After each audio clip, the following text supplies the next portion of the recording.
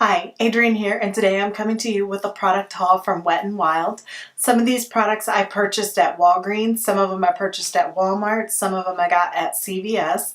They've all been bought over the last month and a half. Some of them I've had a chance to use and some of them I have not. So let's get started. One of the first products I bought was this little Creme Brulee eyeshadow from Wet n Wild. I think I paid 84 cents for this at Walmart. It's just a nice neutral color. I don't know what I was thinking when I bought this. I'd watched another YouTuber's video, Sabrina, and she always keeps this on her stand when she's filming tutorials as a blending color. Well, Sabrina's a fair-skinned redhead. Why I would think I would need this as a blending color, I don't know. This would never work for me for a blending color, but it is a great brow bone color or eyelid color I could use it for. But like I said, these little small Wet n Wild eye colors come for like 84 cents, less than $1, so very inexpensive. I'm gonna swatch it on the back. Oh gosh, look at that pigmentation. It's quite pigmented. See how it goes on. Wow, that's some fabulous pigmentation there. I might have to get some different colors of that. Didn't expect it to swatch so nicely, especially for 84 cents. But yes, that's the color Creme Brulee. The next product that I got from Wet n Wild is the Megalo palette in Toffee.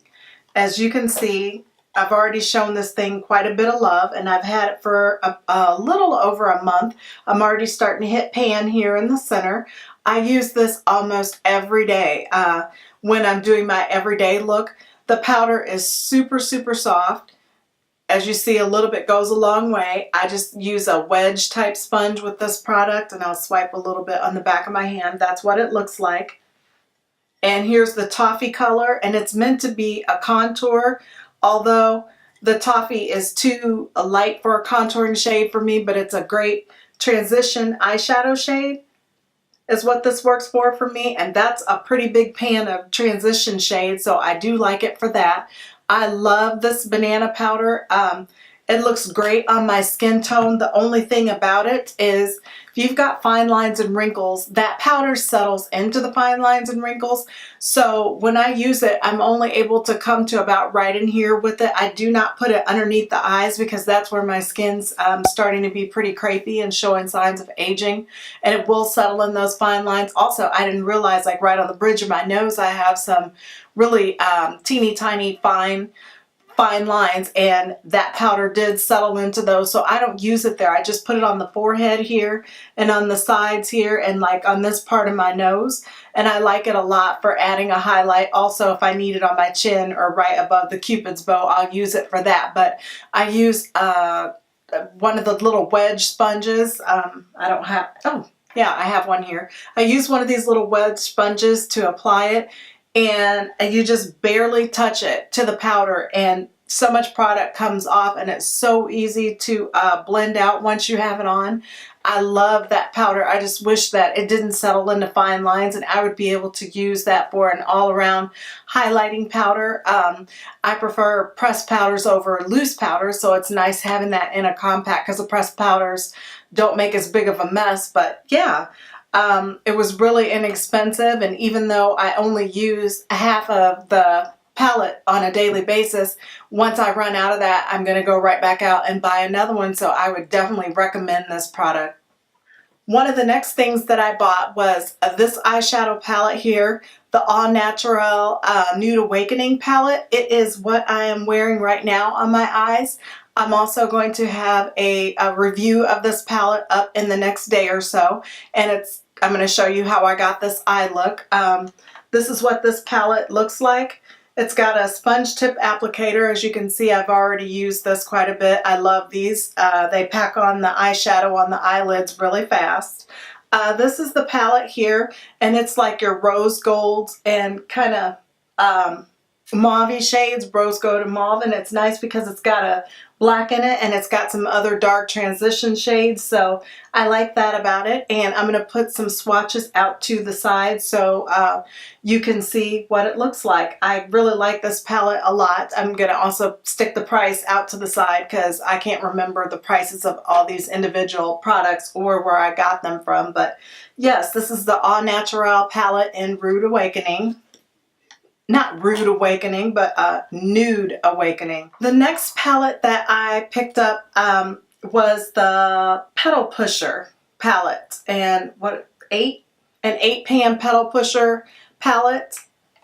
I'm going to open this up so you're not getting a glare. This is what the colors look like. It doesn't just come with a sponge tip applicator, but there's a little brush on the end. I don't know about this brush. It doesn't really look like it's going to do much, but I guess they get an A for effort for trying.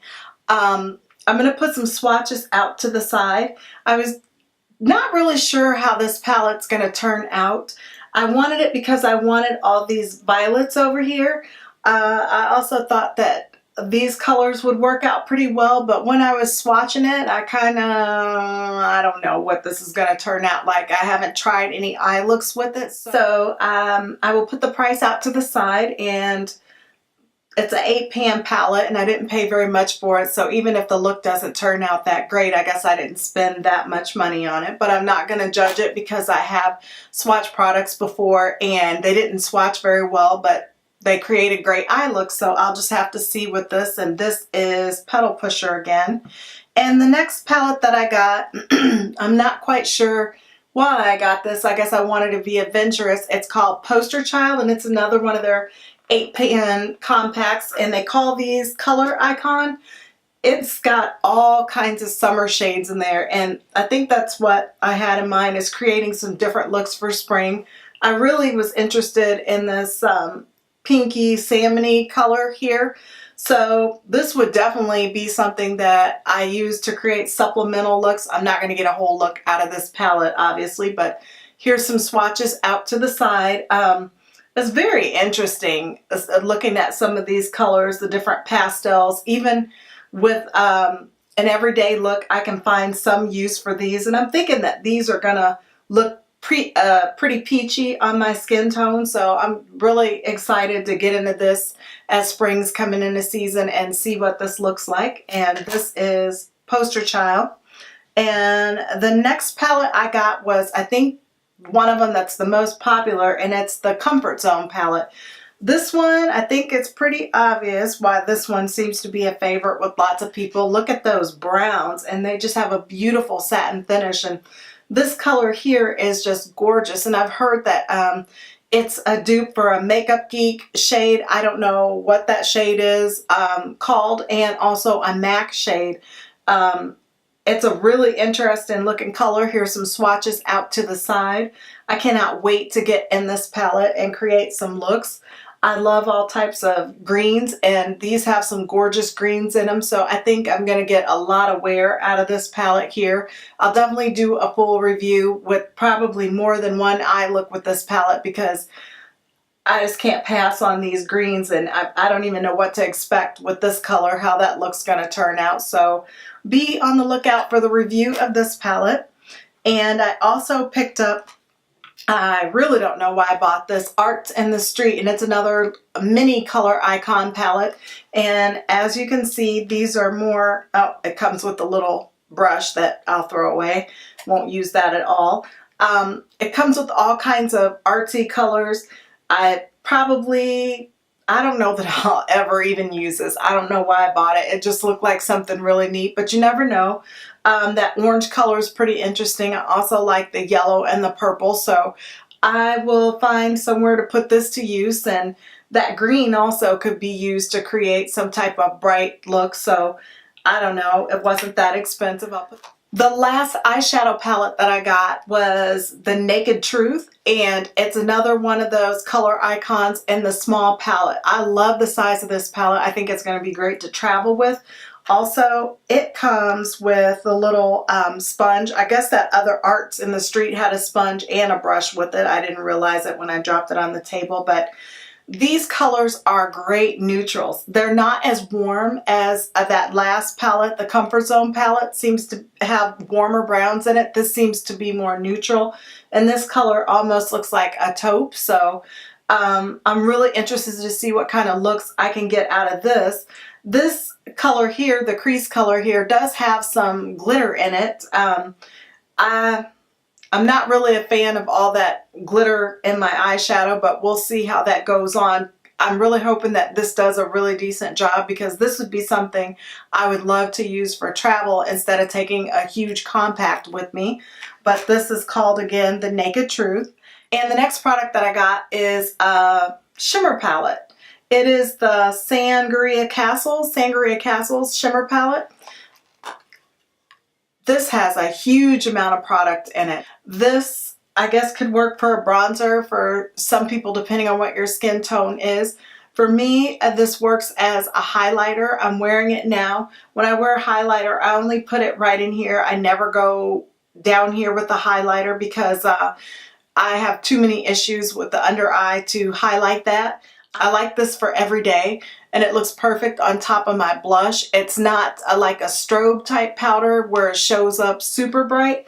It's very neutral looking. It just adds a little bit of shimmer, and that's what it looks like on my fingertip. I will swatch it on the back of my hand so you can see the pigmentation. That's what it looks like. So it's a really nice sheer, almost pinky peach type color, and it's blending in with my skin tone pretty well. I don't know how well you guys can see that. I really like this for work because it's not so obvious that I'm wearing a highlighter. And the last product I got was a lipstick in Cashmere, and I was stunned to find that this many years later, because I wore Wet n Wild makeup and I got a hair on it, Wet n Wild makeup when I was in middle school and high school, and a lipstick was 99 cents then, and this lipstick was 99 cents still when I got it. So it is it's a not kind of, but it is a metallic shade, and I don't really know how to describe this color, so I'm just going to swatch it and show it to you. It's a metallic shade. I like it a lot. It kind of is an undefined color. I guess it's a little plummy looking, almost plum to mauve, but then kind of brown. Reminds me of like an iced mocha. Yeah, so I'm really not sure what this color is. I think it's really going to depend on what color lip liner I wear to accentuate the color, but for 99 cents, I definitely didn't mind trying it. But I do plan to put in an order to Wet n Wild online. There's several products that they have that I want to try out that they just don't have my color range at my local drugstores, so I will be placing an order with Wet n Wild, and I'm also going to do reviews on most of these eyeshadow palettes. Like I said, the Naturel one, I will have that up in a day or two, this eye look that I'm wearing now, so that you guys can see what I think of this palette. But these palettes are so reasonable, and I was really excited to go back and buy Wet n Wild products. That's what I started off wearing, you know, when I was a teen in middle school is when I bought my first Wet n Wild products. So to be buying stuff this many years down the road and still using it, I just kind of got a laugh out of that, being at the drugstore buying those products again. But I'm always excited to find affordable products that work well, because there's no sense in spending your money on a higher end product if you can get some of the drugstore products to work just as well. Nobody knows the difference once they're on your face and blended out well. So I hope you guys will check that review of that palette out in the next day or so. And if you like this video, please give it a thumbs up and don't forget to subscribe. Also, you'll want to hit that notification bell next to the subscribe button so you get notified every time I upload a new video. Again, thank you for watching and have a great day.